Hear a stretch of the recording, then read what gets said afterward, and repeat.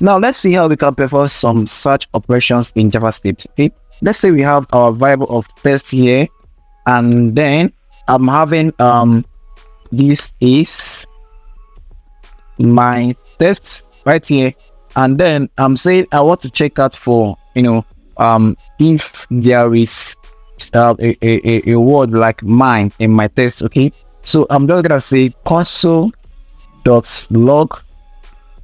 and I'm gonna give in that, I'm gonna say console.log test dot index of, okay, index of that particular thing I want to look out for. Okay, so what this is going to do for me is actually it's going to check out for that particular variable of test and check if there's anything as my, that's mine.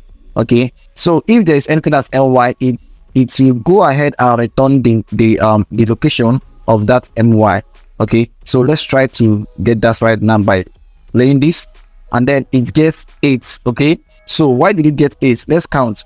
1, that's from the T right now. We're counting 1, 2, 3, 4, 5, 6, 7, and then the first M here right now is actually what? The 8 character.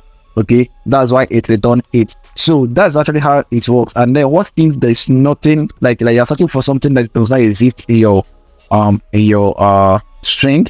Okay, so what will it return? It will basically return -1 for you. So whenever you try to search something, and as you can see, -1, whenever you try to search something that is not actually in that particular string you're searching for, okay, it tends to return to you -1. But when you're searching for something that is there, it tends to return to you the actual location, okay, as a value, as a number, the actual location of the particular thing you are searching for. Okay, thank you for staying tuned. See you right in the next episode.